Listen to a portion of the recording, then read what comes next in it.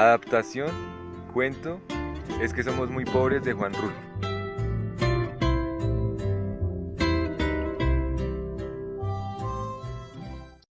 Aquí todo va de mal en peor. La semana pasada se murió mi tía Jacinta y el sábado, cuando ya la habíamos enterrado y comenzaba a bajarnos la tristeza, comenzó a llover como nunca.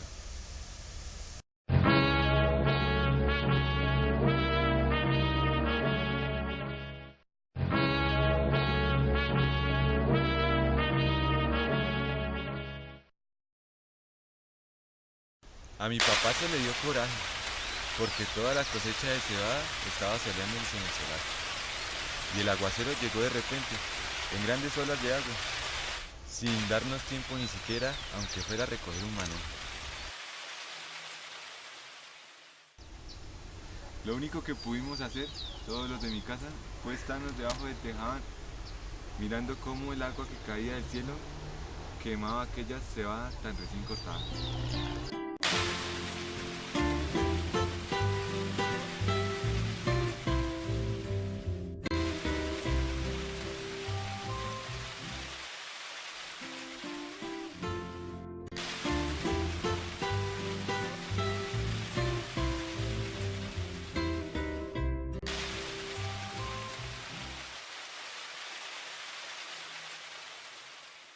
Y apenas ayer, cuando mi hermana Tacha cumplía 12 años, supimos que la vaca que mi papá le había regalado para el día de su santo se la había llevado el río.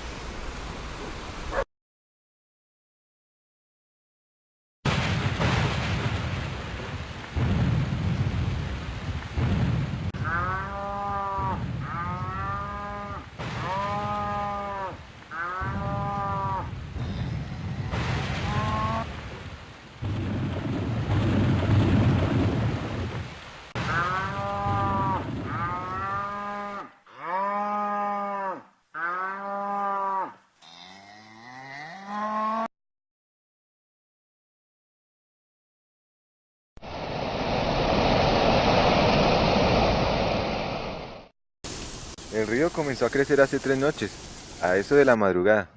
Yo estaba muy dormido, y sin embargo, el estruendo que traía el río al arrastrarse me hizo despertar enseguida y pegar el brinco de la cama con cobija en mano, como si hubiera creído que se estaba derrumbando el techo de mi casa. Pero después me volví a dormir, porque reconocí el sonido del río y porque ese sonido se fue haciendo igual hasta traerme otra vez el sueño. Cuando me levanté, la mañana estaba llena de nublazones y parecía que había seguido lloviendo sin parar. Se notaba en el ruido del río, era más fuerte y se oía más cerca. Se olía, como se huele una quemazón, el olor a podrido del agua revuelta. A la hora en que me fui a asomar, el río ya había perdido sus orillas. Iba subiendo, poco a poco, por la calle real y estaba metiéndose a toda prisa en la casa de esa mujer que le dicen la tambora. El chapaleo del agua se oía al entrar por el corral y al salir en grandes chorros por la puerta. La tambora iba y venía caminando por lo que era ya un pedazo de río, echando a la calle sus gallinas para que se fueran a esconder a algún lugar donde no les llegara la corriente. Y por el otro lado, por donde está el recodo, el río se debía haber llevado, quién sabe desde cuándo, el tamarindo que estaba en el solar de mi tía Jacinta, porque ahora ya no se ve ningún tamarindo. Era el único que había en el pueblo, y por eso nomás la gente se da cuenta de que la creciente esta que vemos es la más grande de todas las que he bajado el río en muchos años. Mi hermana y yo volvimos a ir por la tarde a mirar aquel amontonadero de agua que cada vez se hace más espesa y oscura, y que pasa ya muy por encima de donde debe estar el puente. Allí nos estuvimos horas y horas, sin cansarnos, viendo la cosa aquella. Después nos subimos por la barranca, porque queríamos oír bien lo que decía la gente, pues abajo, junto al río, hay un gran ruidazal, y solo se ven las bocas de muchos que se abren y se cierran, y como que quieren decir algo, pero no se oye nada. Por eso nos subimos por la barranca, donde también hay gente mirando el río y contando los perjuicios que ha hecho. Allí fue donde supimos que el río se había llevado a la serpentina, la vaca esa que era de mi hermana Tacha, porque mi papá se la regaló el día de su cumpleaños y que tenía una oreja blanca y otra colorada y ojos muy bonitos.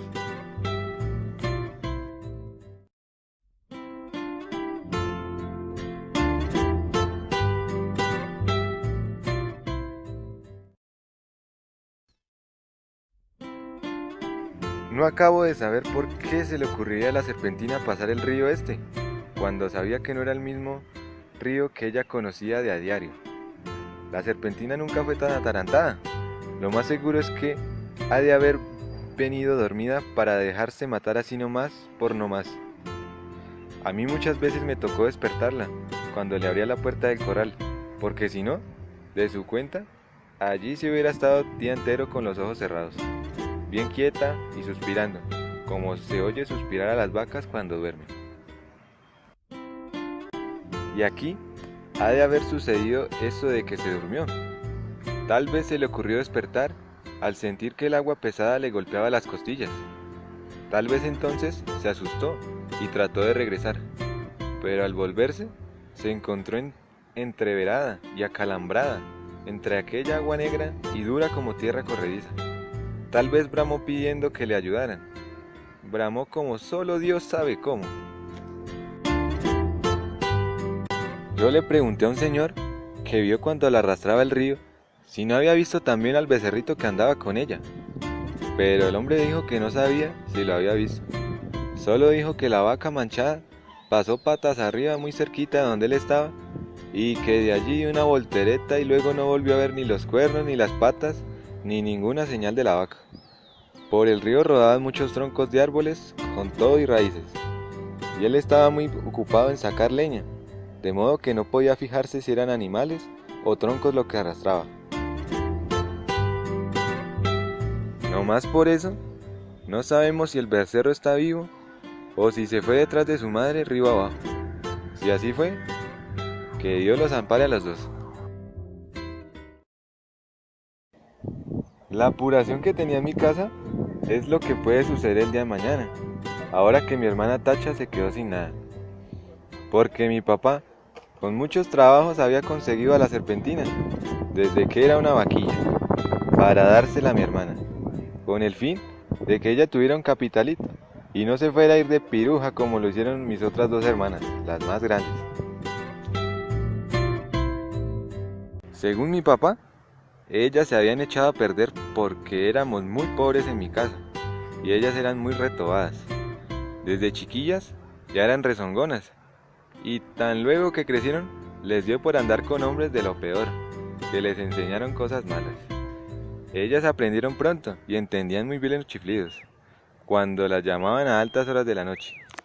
Después salían hasta de día, iban cada rato por agua al río y a veces, cuando uno menos se lo esperaba, allí estaban en el corral, revolcándose en el suelo, todas encueradas y cada una con un hombre trepado encima. Entonces mi papá las corrió a las dos. Primero les aguantó todo lo que pudo, pero más tarde ya no pudo aguantarlas más y les dio carrera para la calle.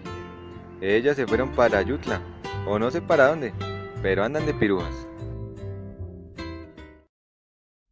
Por eso es que le entra la mortificación a mi papá, ahora por la Tacha, que no quiere que vaya a resultar como sus otras dos hermanas, al sentir que se quedó muy pobre, viendo la falta de su vaca, viendo que ya no va a tener con qué entretenerse mientras le da por crecer y pueda casarse con un hombre bueno, que le pueda querer para siempre. Y eso ahora va a ser difícil. Con la vaca era distinto, pues no hubiera faltado quien se hiciera el ánimo de casarse con ella, solo por llevarse también aquella vaca tan bonita. La única esperanza que nos queda es que el becerro esté todavía vivo. Ojalá no se le haya ocurrido pasar por el río detrás de su madre, porque si así fue, mi hermana Tacha está tantito así de retirado de hacerse piruja, y mi mamá no quiere. Mi mamá no sabe por qué Dios la ha castigado tanto al darle unas hijas de ese modo, cuando en su familia, desde su abuela para acá, nunca ha habido gente mala. Todos fueron criados en el temor de Dios y eran muy obedientes y no le cometían irreverencias a nadie. Todos fueron por el estilo. ¿Quién sabe de dónde les vendrían a ese par de hijas suyas aquel mal ejemplo? Ella no se acuerda, le da vueltas a todos sus recuerdos y no ve claro dónde estuvo su mal, o el pecado de nacerle una hija tras otra con la misma mala costumbre. No se acuerda, y cada vez que piensa en ellas, llora y dice que Dios las ampare a las dos. Que mi Dios las ampare a las dos. Pero mi papá alega que aquello ya no tiene remedio. La peligrosa es la que queda aquí, la tacha, que va como palo de ocote, crece y crece, y que ya tiene unos comienzos de senos que prometen ser como los de sus hermanas, puntiagudos y altos y medio alborotados para llamar la atención. Sí, dice, le llenará los ojos a cualquiera donde quiera que la vean, y acabará mal, como que estoy viendo que acabará mal. Esa es la mortificación de mi papá. Y Tacha llora al sentir que su vaca no volverá, porque se la ha matado el río. Está aquí a mi lado, con su vestido color de rosa, mirando el río desde la barranca y sin dejar de llorar. Por su cara corren chorretes de agua sucia, como si el río se hubiera metido dentro de ella. Yo la abrazo tratando de consolarla, pero ella no entiende. Llora con más ganas. De su boca sale un ruido semejante al que se arrastra por las orillas del río, que la hace temblar y sacudirse todita, mientras la creciente sigue subiendo. El sabor a podrido que viene de allá salpica la cara mojada de Tacha, y los dos pechitos de ella se mueven de arriba abajo sin parar, como si de repente comenzaran a hincharse para empezar a trabajar por su perdición. Y bueno, compañeros, esta fue la adaptación del cuento Es que somos muy pobres, de Juan Rulfo. Esperamos les haya gustado y muchísimas gracias.